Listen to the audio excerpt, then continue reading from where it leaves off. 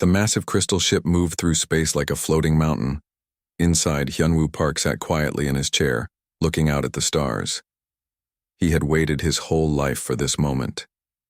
Today, humans would speak to the rulers of the galaxy. For the first time.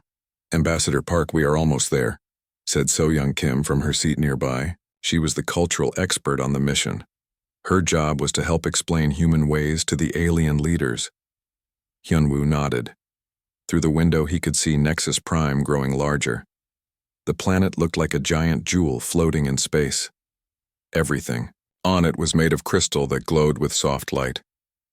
This was where the Galactic Council met to make decisions about thousands of worlds. The ship landed on a platform that seemed to be made of pure diamond. As Hyunwoo and So-Young walked down the ramp, they felt the weight of history on their shoulders. No human had ever stood on this world before. Two tall beings waited for them. They looked like walking crystals, each one 3 times taller than a human. Their bodies caught the light and threw it back in rainbow colors. These were the Vex, one of the 3 species that ruled the galaxy. "Follow," said one of the crystal beings. Its voice sounded like wind chimes in a storm. They walked through halls that sparkled and shone. Everything was beautiful but cold.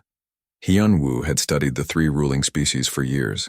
The Vex had lived for thousands of years each. They thought slowly and believed they were the wisest beings in the galaxy. The second ruling species was the Krill.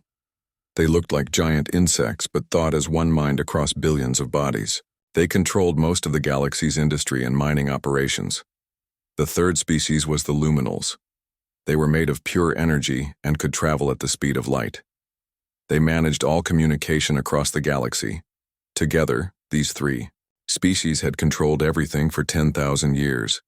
They decided which worlds could trade, which species could travel between stars, and who lived or died across the galaxy. The Great Hall was enormous. The ceiling stretched so high that clouds formed near the top. In the center sat 3 massive thrones.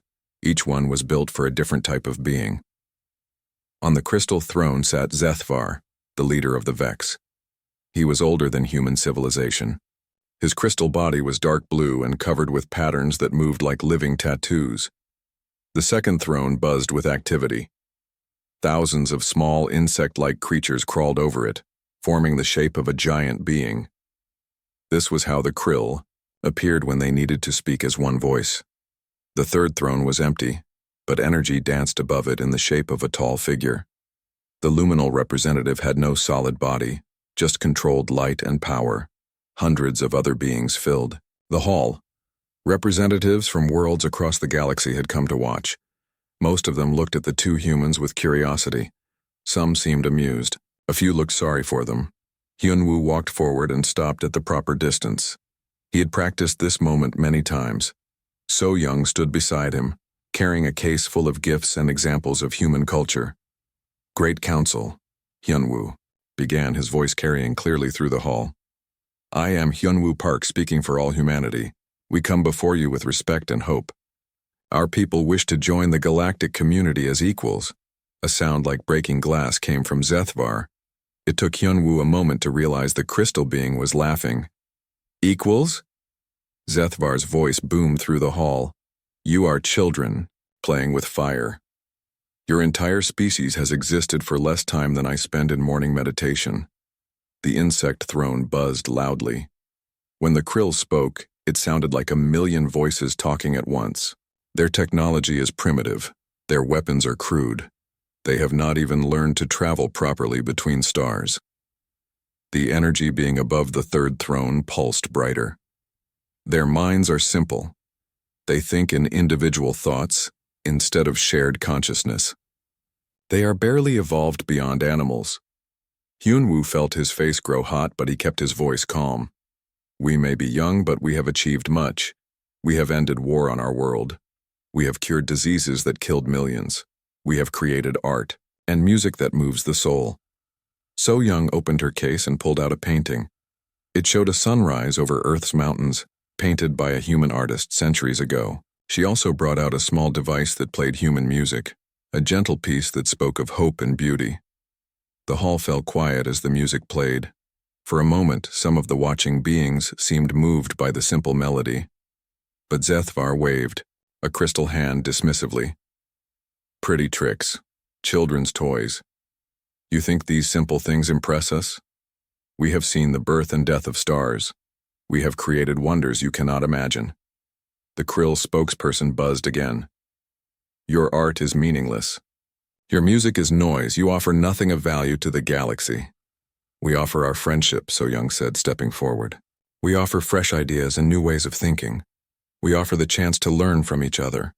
The luminal being pulsed with what seemed like anger. Learn from you? You who live for mere decades? You who fight and kill your own kind? You who destroy your own world with pollution and waste? We have learned from our mistakes, Yunwu said firmly. We have grown beyond our violent past. We seek peace and cooperation. Peace? Zethvar's laughter sounded like an avalanche of broken glass. You wage war against your own people. Your history is written in blood. Even now you carry weapons and mistrust each other. The crystal being stood up from his throne. He was so tall that his head disappeared into the clouds above. You are primitive carbon-based life forms with laughably short lives and barbaric history. You may serve as laborers in the Outer Rim mining colonies. Nothing more. The words hit, Hyunwoo like physical blows.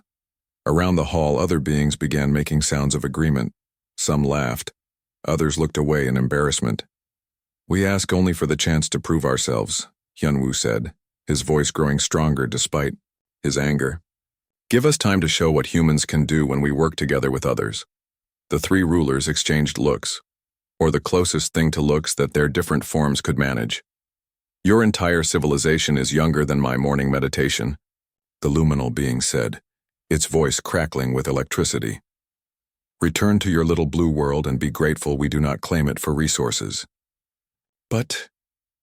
So Young started to speak. Silence, the Krill chorus buzzed. You have heard the decision of the Council. You are marked as a primitive species. You may not trade with civilized worlds. You may not travel the established space routes. You will remain in your small corner of the galaxy and be thankful for our mercy. Guards appeared, tall beings in armor that seemed to be made of liquid metal. They surrounded the two humans. Your ship will be tagged with a primitive species beacon, Zethvar announced.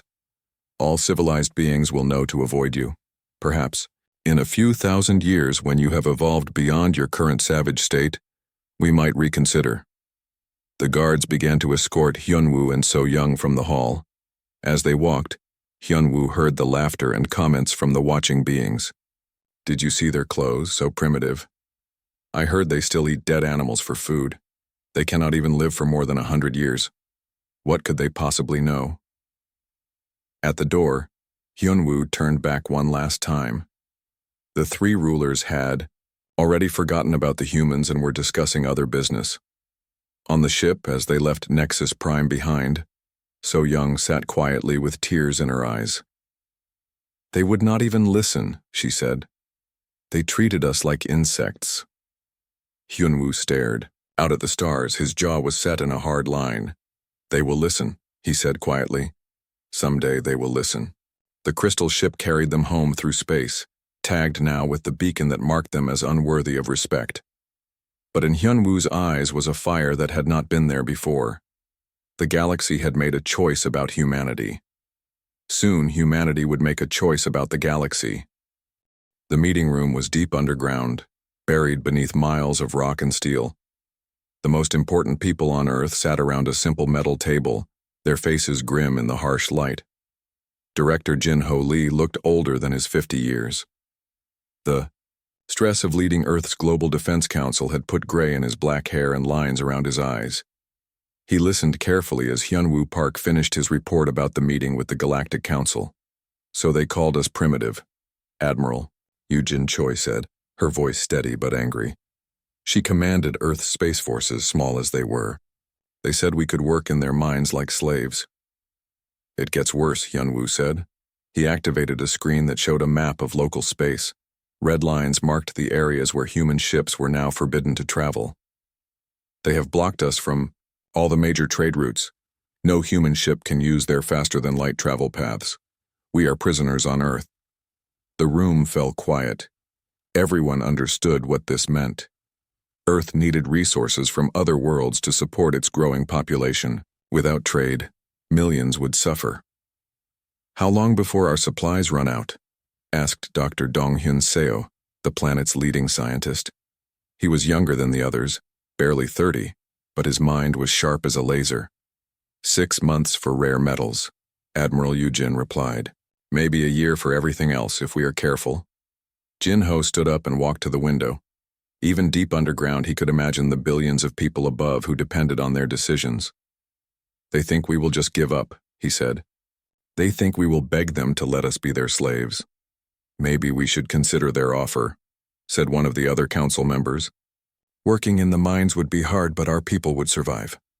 The room erupted in angry voices. Some agreed that survival was most important.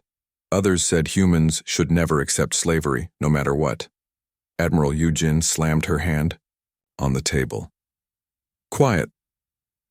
The room went silent. "We are not going to debate surrender. The question is how we respond." All eyes turned to Jin-ho. He was quiet for a long moment, thinking. Finally, he spoke. "They made one mistake," he said. "They told us we were not worthy of their technology. They showed us exactly what we need to overcome." "What do you mean?"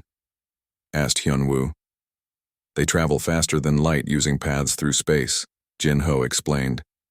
"They have weapons that can destroy planets. They live for thousands of years. They think this makes them superior." Donghyun nodded slowly. "But they have had the same technology for centuries.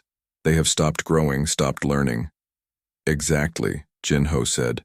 "They are strong, but lazy. They rule through fear, not skill. If we can match their technology—" "That is impossible," the worried council member said. "It would take us centuries to understand their science." Jin-ho smiled for the first time since the meeting began. "Who says we have to understand theirs?" "Dong-hyun, how long would it take to develop our own faster-than-light travel?" The young scientist was quiet for a moment. His mind was already working on the problem. "The theories exist," he said slowly. "Quantum entanglement, folding space-time, manipulating dimensions. I would need a team, unlimited resources, and time." "You have all three," Jin-ho said. "Admiral Yujin, I want you to start training our people in new ways of fighting. Study everything we know about the three ruling species. Find their weaknesses." "What about intelligence gathering?" asked Min Seok-han, head of Earth's spy network.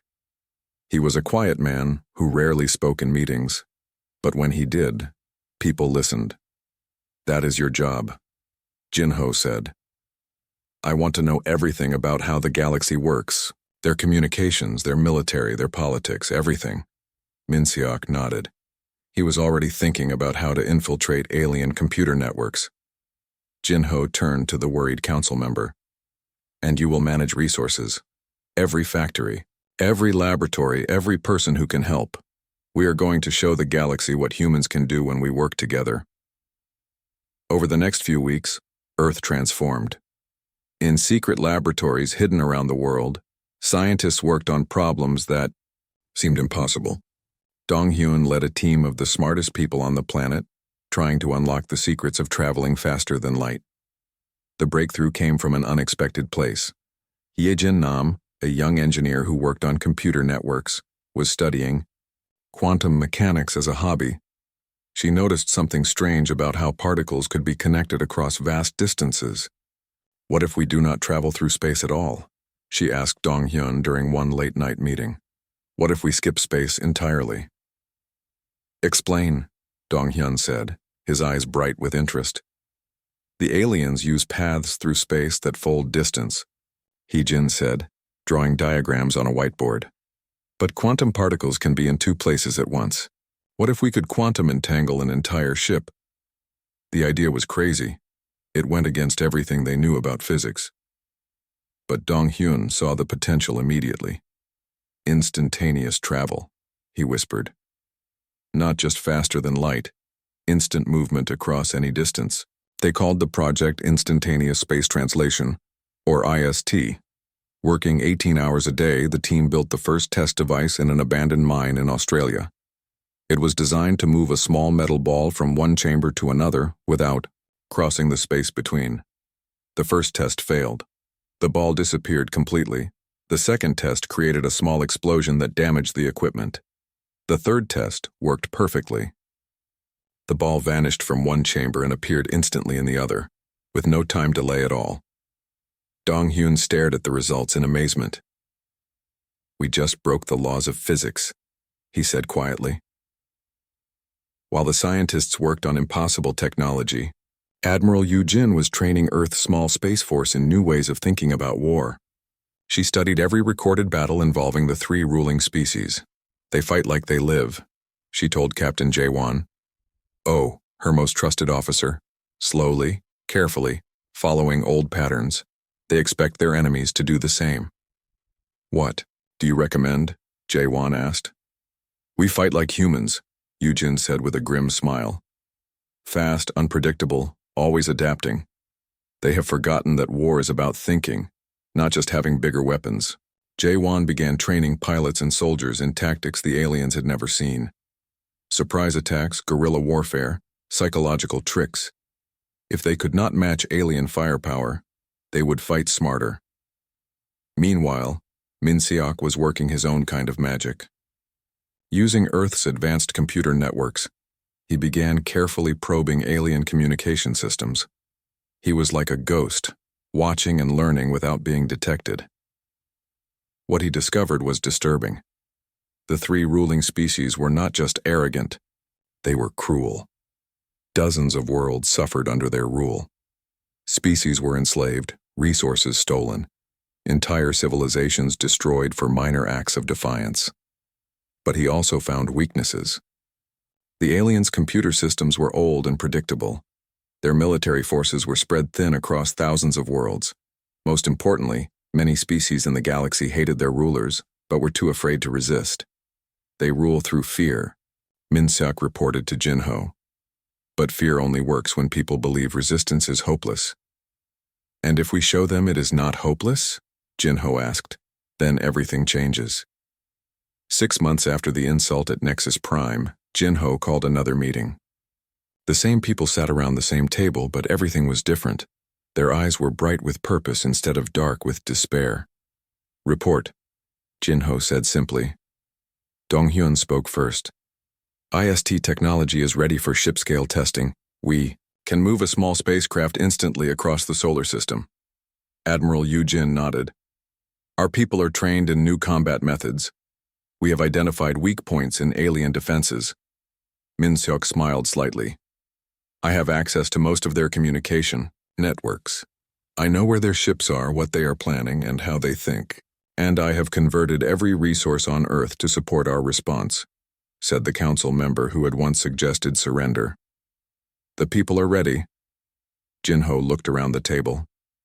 "Then it is time to show the galaxy what happens when you insult humanity." Far above them, alien sensors occasionally detected increased activity on Earth. Ships moving in unusual patterns, energy readings from unknown sources, communication traffic that made no sense. But the watchers were not worried. The reports went to low-level officials who filed them away without reading.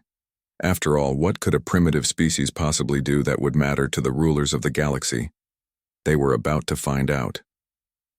The test ship was small and ugly compared to the sleek alien vessels. It looked like a metal box with engines attached. But inside its simple hull was technology that would change everything.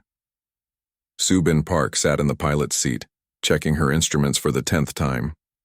She was Hyunwoo's daughter, and had inherited his stubborn determination. At 28, she was Earth's best pilot and the only person brave enough to test the IST drive. "All systems ready," she reported over the communication link to the control center on Earth. "Remember, this is just a short jump," came Dong-hyun's voice. "From Earth's orbit to Jupiter. If anything feels wrong, abort immediately." "Understood," Subin said. She looked at the special control panel that Hyejin had designed. It was covered with buttons and screens that no alien had ever seen. "Beginning IST sequence," she announced. Her hands moved over the controls. starting the process that would quantum entangle her ship with a point near Jupiter. The ship began to hum with strange energy. Outside the windows, space seemed to bend and twist. Colors appeared that had no names. IST drive charging, Subin reported. Her voice was calm, but her heart was racing. 60%, 70%, 90%. IST drive at full power, she said. Activating in 3, 2, 1. Subin pressed the final button. The universe disappeared. For a moment, that lasted forever, Subin existed in a place between places. She could see every star in the galaxy at once. She felt connected to every living thing that had ever existed. Time meant nothing. Distance meant nothing. Then reality snapped back. Outside her windows, Jupiter filled half the sky. Its great red spot stared at her like a giant eye. She had traveled 500 million miles in less than a second. "Test successful," she shouted into her radio. "IST works, I am at Jupiter." Back on Earth, the control room erupted in cheers. Scientists hugged each other and danced around their equipment. They had done something the galaxy said was impossible, but the celebration was short. There was much more work to do. While Donghyun's team perfected IST technology, other groups were working on equally amazing projects. Dr. Yejin Kwan led a team studying nanotechnology, machines so small they could work with individual atoms. The Phi idea came from watching how the human body healed itself. If tiny machines could repair damaged cells, why could they not reshape any kind of matter? "We need materials that can change their properties instantly," Yejin explained to her team. "Metal that becomes transparent, armor that turns into electronics, tools that reshape themselves for any job." Her laboratory looked like something from a dream. Tanks full of liquid metal shifted and changed shape on their own.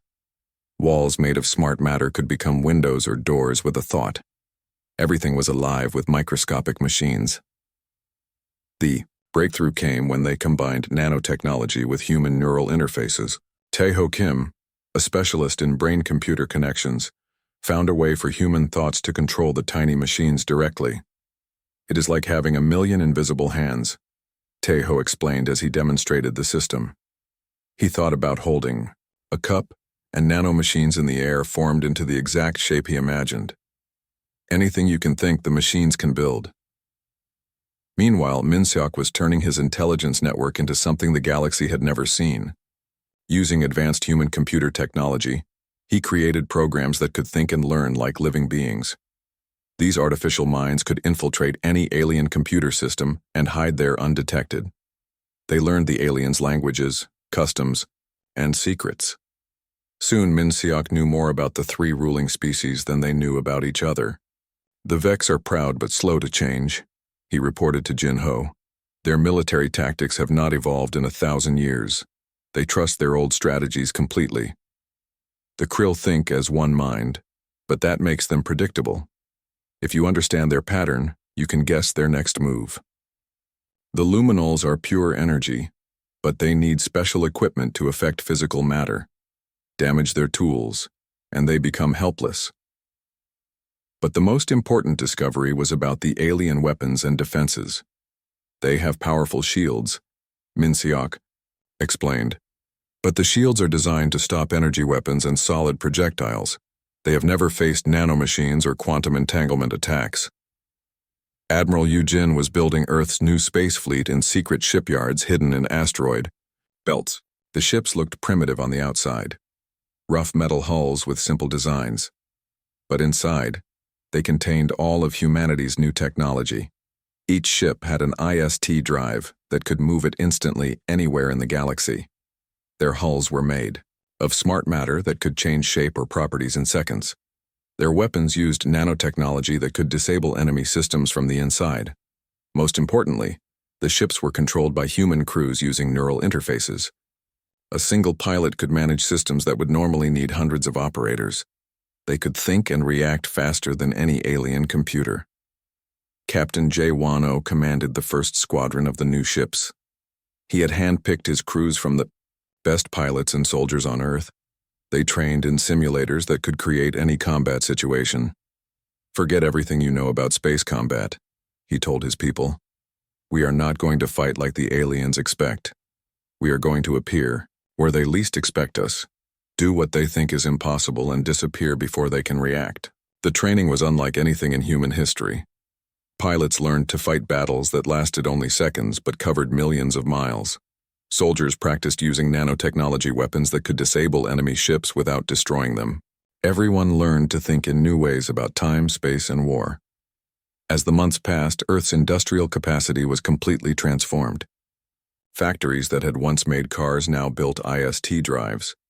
Computer facilities that had served civilian networks now coordinated military intelligence across the galaxy. The most ambitious project was led by Hyejin Nam. She was designing a communication system that could connect human forces instantly across any distance. Using quantum entanglement principles, human commanders could coordinate attacks on 1,000 worlds at the same moment. The aliens use radio waves and energy beams, she explained. Their messages take hours or days to cross the galaxy. Our messages will be instant and completely undetectable. By the end of 18 months, Earth had been transformed from a single world into the center of a new kind of civilization. Human technology had leaped ahead by centuries in just over a year. But the three ruling species noticed none of this. Their spy network still reported that Earth was a primitive world with simple technology. Their sensors could not detect IST drives or nanotechnology. As far as they knew, humans were still trapped on their little blue planet, slowly running, out of resources. This was exactly what Jinho had planned. They think we are weak because we hide our strength, he said during one of the final planning meetings. They believe their own lies about human primitiveness. When do we show them the truth? Asked Admiral Yujin. Jinho smiled. It was not a pleasant expression. Soon, very soon. Subin had made dozens of IST jumps by now, each one longer and more complex than the last. She could pilot her ship from Earth to the far side of the galaxy in minutes, appearing and disappearing like a ghost. Her latest mission was the most important yet. She carried special equipment designed by Yejin, nanomachines that could infiltrate alien computer networks and plant human spy programs deep in their systems. Target is the Vex communication hub on Nexus Prime, Subin reported as she prepared for the jump. Same place where they insulted my father. Be careful, came Donghyun's voice. This is the most heavily defended location in the galaxy. They cannot defend against something they cannot see coming, Subin replied. She activated the IST drive and vanished from human space. Seconds later, she appeared in the shadow of Nexus Prime's largest moon. The crystal planet glowed before her, beautiful and arrogant. Massive defense stations surrounded it like metal flowers. Energy fields that could destroy entire fleets sparkled between them. None of them detected her arrival. Subin launched a cloud of nanomachines toward the planet and jumped away before the aliens even knew she had been there. The microscopic machines drifted through the defense fields like dust, invisible and harmless looking. By the time they reached the communication hub, it was too late. The nanomachines infiltrated every computer system on Nexus Prime, planting programs that would activate when humans gave the signal. Mission complete, Subin reported when she returned to Earth. The galaxy's most secure location has been compromised. Jinho nodded with satisfaction. Similar missions were being carried out across the galaxy. Soon, human technology would be hidden in every major alien facility. The final piece of the plan was the most audacious. Taeho had developed a way to use nanotechnology to control matter on a massive scale. Not just small objects, but entire ships, buildings, even moons. We can reshape reality itself, he explained to the assembled leaders. Turn their own weapons against them, change their defenses into doorways, make their strongest fortresses into prisons. Everything was ready. Earth had transformed from a primitive world into a technological power that surpassed the galaxy's rulers in every way. But the aliens still saw humans as harmless primitives who posed no threat. They were about to learn how wrong they were. The plan began at exactly midnight, Earth time. Across the galaxy in 1,000 different locations, human ships appeared out of nothing. They did not attack. They did not threaten. They simply appeared, observed for exactly 60 seconds, then vanished again before alien sensors could properly detect them. On Nexus Prime, Zethvar was in his crystal palace when alarms began ringing. The ancient being had not heard those alarms in over 1,000 years. "Report," he commanded in his voice, like breaking glass. "Unknown ships in the outer system," came the panicked reply from his military commander. "They appeared from nowhere, ignored our challenges, then disappeared." "How many ships?" "7, my lord. Small craft, primitive design. But their movement pattern makes no sense. They traveled from the edge of the system to our orbital defenses in seconds." Zethvar was quiet for a long moment. No ship could move that fast except those using Vex technology. But these were clearly not Vex ships. "Send scouts to investigate," he ordered. "Double the patrol schedule and contact the Council. I want to know if the Krill or Luminals have developed new technology." But the Krill were having their own problems. On their hive world of Terminus, the Queens felt their shared mind touched by confusion and fear. Unknown ships had appeared, in their most secure system, passed through defenses that had never been breached and vanished like ghosts. The ships were primitive in design, buzzed the military coordinator, its voice joining the chorus of a million minds. "But their technology is beyond our understanding. They moved without using known propulsion methods." The luminal homeworld of Bright Star faced the same mystery. Energy beings that had existed since before most stars were born found themselves unable to explain what they had witnessed. "The ships appeared to skip space entirely," reported the luminal military leader, its form crackling with frustrated electricity. "They did not travel between points. They simply stopped existing in one location and began existing in another. For the first time in millennia, the three ruling species felt something they had almost forgotten: uncertainty. Emergency meetings were called. Military fleets moved to high alert. Intelligence networks activated across the galaxy, searching for answers that did not exist. But the humans were just getting started. J-1O commanded Strike Team Alpha from the bridge of his ship, the Defiance. Around him, his crew worked at stations that looked simple but controlled technology beyond alien understanding. "Target confirmed," reported his navigator. "Nexus Prime Communication Hub, Primary Control Center." "IST drive ready," called his engineer. "We can be inside their defenses before they know we are coming." "Remember the mission," J-1 said calmly. "We disable their communications without causing permanent damage. We are not here to destroy, but to demonstrate." The Defiance vanished from human space and appeared inside Nexus Prime's orbital defenses. Alien sensors registered nothing but empty space. The ship's smart matter hull had configured itself to be completely invisible.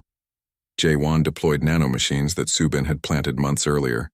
The microscopic devices activated throughout the communication hub, following his mental commands, through quantum-linked interfaces. "Nanomachines active," he reported. "Beginning selective system shutdown." Across Nexus Prime, communication systems began failing in precise sequence. Not destroyed, not damaged, simply turned off. The nanomachines worked like invisible technicians, flipping switches and disconnecting circuits with perfect precision. In minutes, the most advanced communication network in the galaxy was completely silent. "Mission complete," J-1 announced. "No casualties, no permanent damage. They will be able to restore everything in a few hours." The Defiance vanished again, leaving the crystal being staring at screens full of error messages and wondering how an entire planet's communication system could fail all at once. Meanwhile, Subin led Squadron 7 on an even more audacious mission. Her target was the Krill Hive world, protected by defenses that had never been penetrated in 10,000 years of galactic history. "Remember," she told her pilots over their quantum communication link, "we are not invading. We are delivering a message." 5 human ships appeared simultaneously inside the Krill planetary defense grid. They materialized in the exact center of the Hive City, surrounded by billions of insect beings that made up the Queen's collective consciousness. The Krill military response was instant and overwhelming. Energy weapons fired from 1,000 directions, seeking to destroy the intruders. But the human ships were no longer where the weapons were aimed. Using IST drives in rapid sequence, Subin's squadron danced between the energy beams like ghosts. They appeared, delivered their message, and vanished before the Krill could adjust their aim. The message was simple but shocking. In perfect Krill language transmitted directly to the Queen's shared mind, it said, "Humanity seeks dialogue, not destruction. We come in peace but will not be ignored."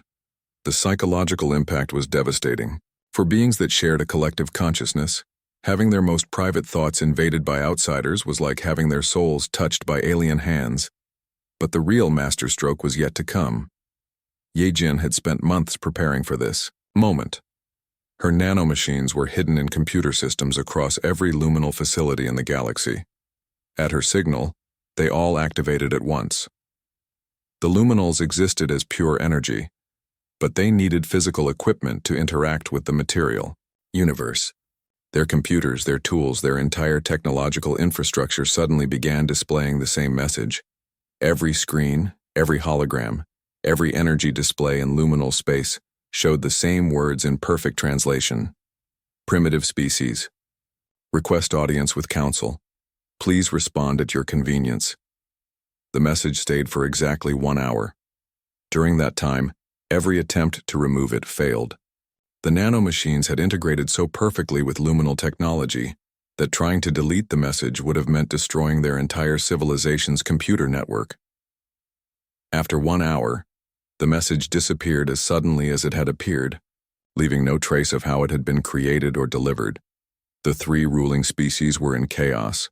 Emergency sessions of the Galactic Council were called. Military fleets were mobilized. Intelligence services activated every spy and monitoring system they had. But the humans were not done. Minseok activated the final phase of the operation. His artificial intelligence programs, hidden in alien computers for months, began broadcasting information across the galaxy. The information was devastating. Detailed records of the 3 species' crimes against other civilizations.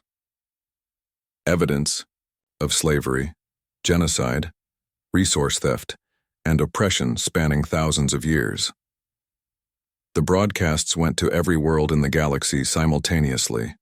Species that had suffered under alien rule for centuries suddenly saw proof that others shared their pain.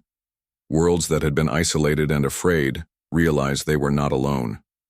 Citizens of the galaxy, the broadcasts began, you have been told that the 3 ruling species protect and guide you. These records show the truth. What followed were detailed accounts of entire civilizations destroyed for minor acts of independence, worlds stripped of resources and left barren, species enslaved and forced to work in conditions that killed millions. The ruling species tried desperately to jam the broadcasts, but the signals came from everywhere at once. Human quantum communication technology made it impossible to trace or stop. On 1,000 worlds, beings who had lived in fear began to hope. If mysterious forces could penetrate the ruler's most secure systems, perhaps resistance was not hopeless after all. Admiral Yu Jin coordinated the operation from Earth's command center. Watching reports from across the galaxy, her screen showed the positions of every major alien fleet, the status of every infiltrated system, and the success of every human mission. Phase 1 complete, she reported to Jinho. All primary targets have been demonstrated.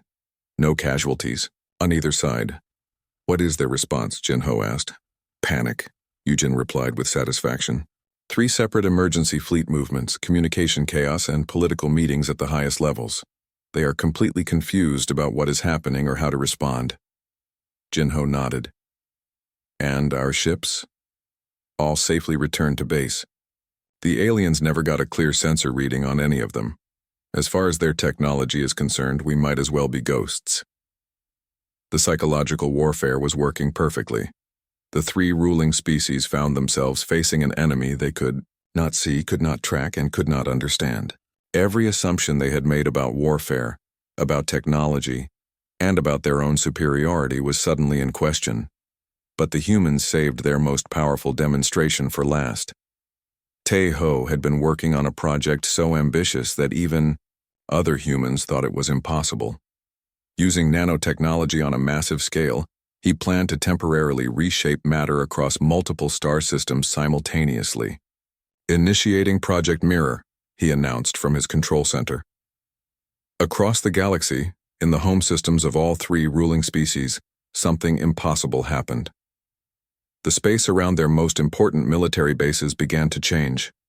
Asteroids rearranged themselves into perfect geometric patterns.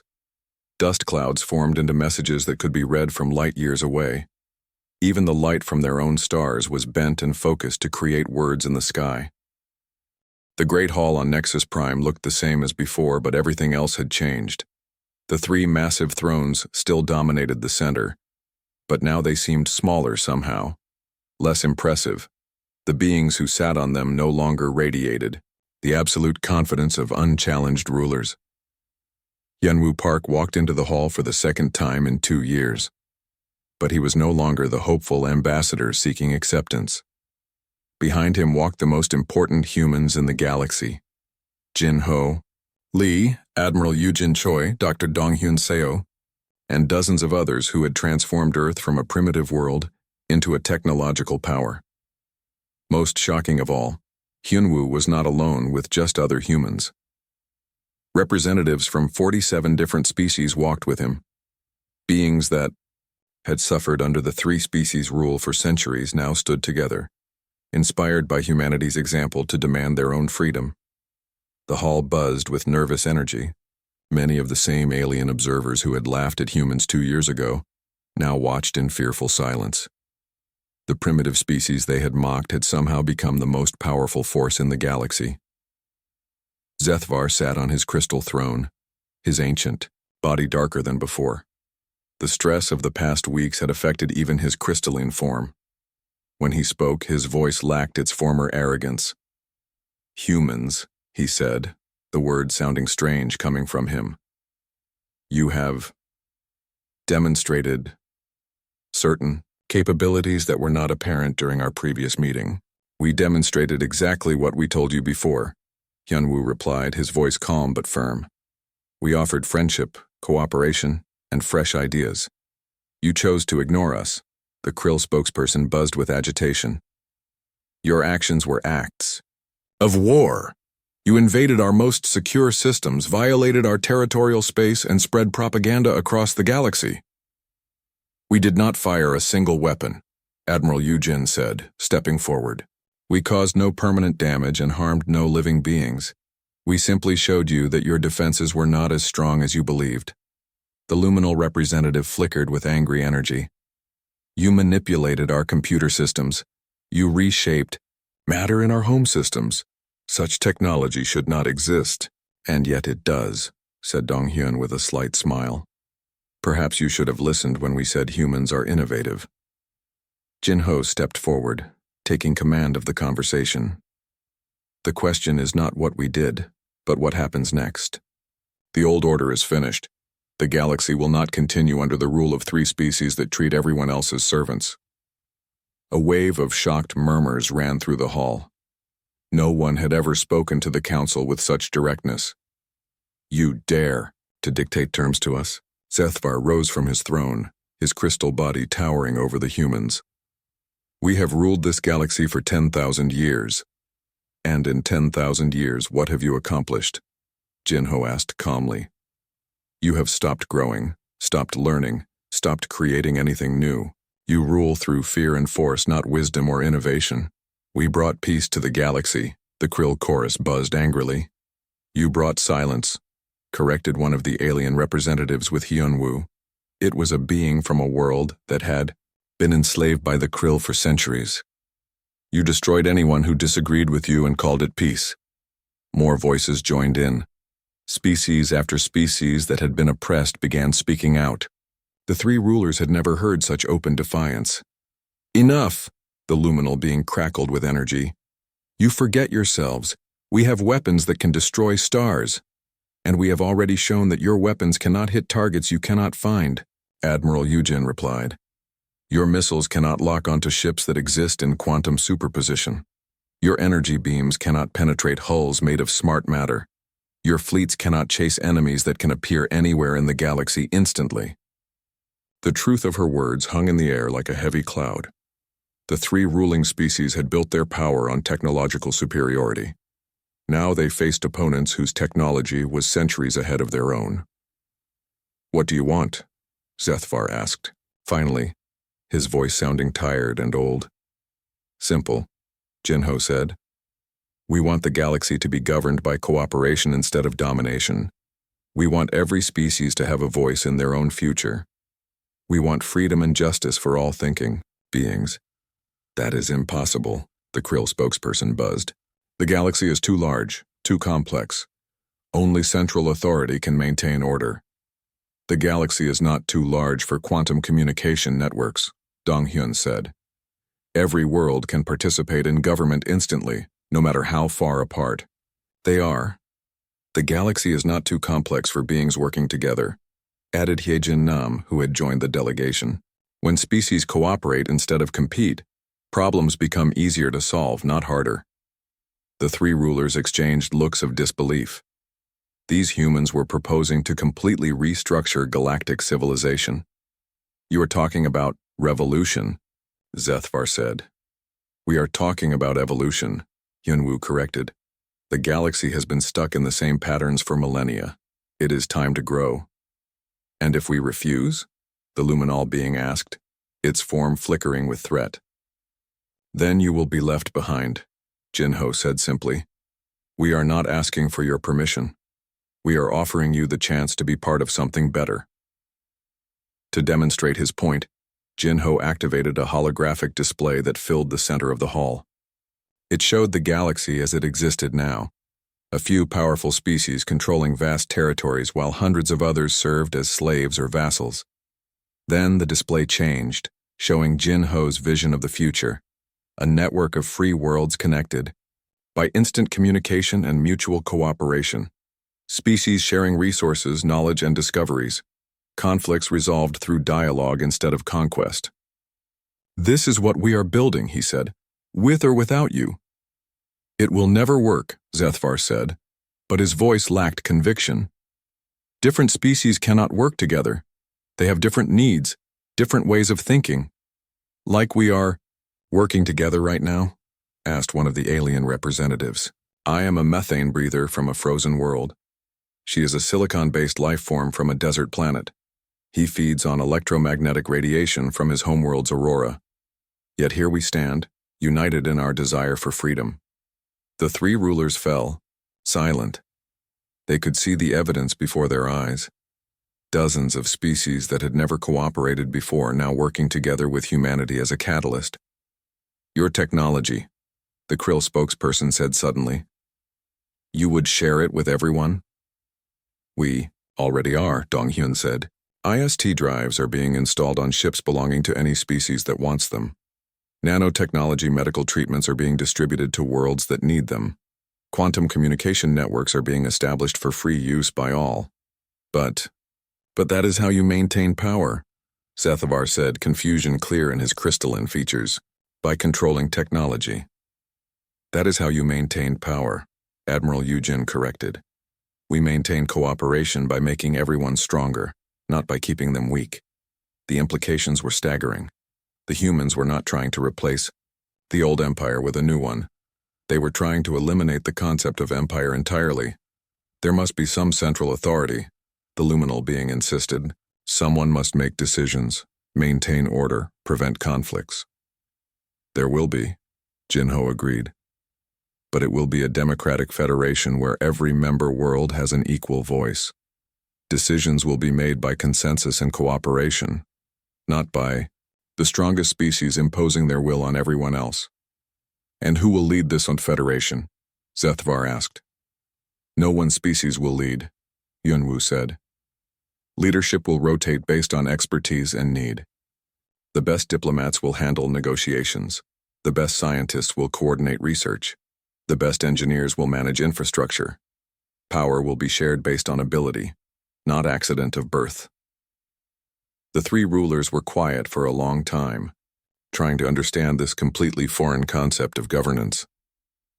Finally, Zethvar spoke. "You are asking us to give up everything we have built. We are asking you to build something better, Hyunwoo replied. Your species have great knowledge and abilities. The Federation needs your experience and wisdom, but as partners, not masters. What if we choose to fight? The Krill spokesperson asked. Jinho's expression grew sad.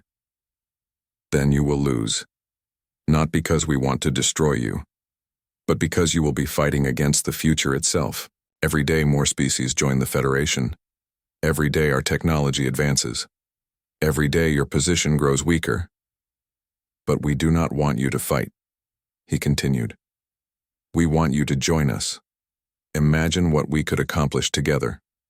The Vex's patience and wisdom, the Krill's organizational abilities, the Luminal's mastery of energy, and humanity's innovation and determination. Working together, we could explore new galaxies, cure diseases that affect entire species, maybe even unlock the secrets of life itself. The vision was compelling, even to beings who had ruled through force for millennia. The negotiation continued for hours. Details were worked out, agreements were made, and compromises were reached. Not everything was perfect, and not all problems were solved immediately. But when the meeting ended, the galaxy had fundamentally changed. The Galactic Council of Vex was dissolved. In its place rose the Democratic Federation of Worlds, with representatives from every member species and decisions made by vote rather than decree.